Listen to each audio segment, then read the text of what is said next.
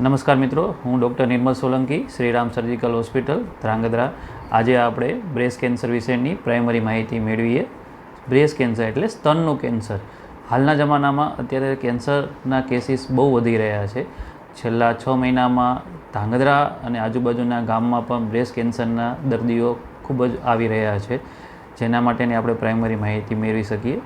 અત્યારે દરેક સ્ત્રીને એ પ્રશ્ન થઈ રહ્યો છે કે મને બ્રેસ્ટ કેન્સર તો નથી ને, સ્તનમાં કેન્સરની ગાંઠ તો નથી ને, તો એના માટે આપણે શું કરી શકીએ? તો કોને કોને આ થઈ શકે છે? પહેલાં તો બ્રેસ્ટ કેન્સર છે હાલના તબક્કામાં 25 વર્ષથી માંડીને 70 વર્ષ સુધીની કોઈપણ સ્ત્રીને ગમે તે ત્યારે પણ થઈ શકે છે.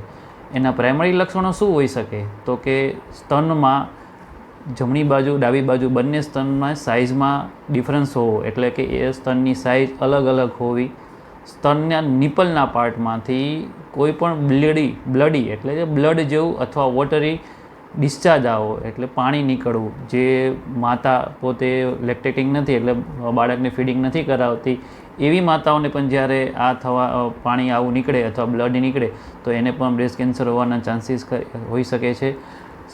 બ્રેસ્ટ કેન્સર થતાં દર્દીને સ્તનની અંદર કોઈ પણ પ્રકારની ગાંઠ મહેસૂસ થાય કે સડનલી ડિટેક્ટ કરવામાં આવે, પોતે જોઈ શકે કે ભાઈ મને આ ગાંઠ થઈ છે, તો એને પણ બ્રેસ્ટ કેન્સર હોવાની ચાન્સીસ ખરા છે.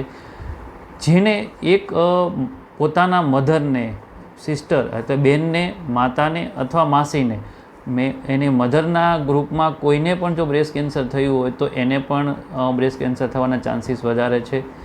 એક બાજુના સ્તનમાં જો બ્રેસ્ટ કેન્સર પહેલાં થયું હોય તો બીજા સ્તનમાં પણ બ્રેસ્ટ કેન્સર થવાના ચાન્સીસ હોઈ શકે છે.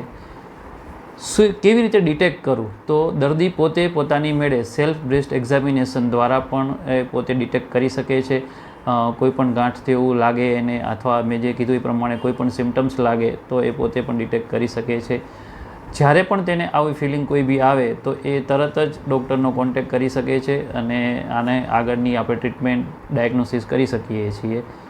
બ્રેસ્ટ કેન્સર કેમ વધી રહ્યું છે? થવાના ચાન્સીસ કોને કોને છે?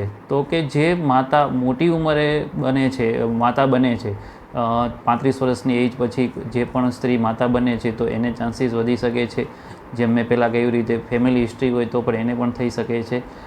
જે માતાએ પોતાના બાળકને બ્રેસ્ટ ફીડિંગ નથી કરાવેલું તો એને પણ બ્રેસ્ટ કેન્સર હોવાના ચાન્સીસ વધી શકે છે. ઓબેસિટી એટલે જેને ફેટ વધારે હોય બોડીમાં, એને પણ બ્રેસ્ટ કેન્સર થવાના ચાન્સીસ થઈ શકે છે. પ્રાઇમરી ડિટેક્શન અને અર્લી ટ્રીટમેન્ટ, વહેલું નિદાન અને ઝડપી સારવાર એ જ આ બ્રેસ્ટ કેન્સરને પ્રિવેન્શન અને ટ્રીટમેન્ટનો ઓપ્શન છે. આપણી હોસ્પિટલમાં આપણે બ્રેસ્ટ કેન્સરના ઘણા દર્દીઓની સારવાર કરી ચૂક્યા છીએ. બધા જ દર્દીઓને અત્યારે કમ્પ્લીટ છે, કોઈ પણ પ્રકારની પ્રોબ્લેમ નથી. 2008ની સાલથી બ્રેસ્ટ કેન્સરની સર્જરી હું કરી રહ્યો છું. આજે 16 વર્ષમાં આ હોસ્પિટલમાં બધી જ જાતના કેન્સરના ઓપરેશન આપણે કરીએ છીએ. બધા જ પેશન્ટોને પૂરેપૂરું સારવાર મળી શકે છે અને બ્રેસ્ટ કેન્સર મટી શકે છે. બ્રેસ્ટ કેન્સરના 4 સ્ટેજ હોય છે, સ્ટેજ 1 થી સ્ટેજ 4. કોઈપણ સ્ટેજમાં જો બ્રેસ્ટ કેન્સર ડિટેક્ટ થાય તો પણ એની સારવાર શક્ય છે અને સંપૂર્ણપણે બ્રેસ્ટ કેન્સર મટાડી શકાય છે. બ્રેસ્ટ કેન્સર એટલે કેન્સર એવી વસ્તુ નથી. આપણે આ વિડીયો સાથે પણ અમુક સ્લાઇડ પણ હું તમને આપું છું, જેનાથી તમે ખુદ જોઈ શકો છો કે કેવી રીતે બ્રેસ્ટ કેન્સરના લક્ષણો શું હોય, કેવી રીતે એને ડિટેક્ટ કરવામાં આવે છે અને શું એની સારવાર કરવામાં આવે છે.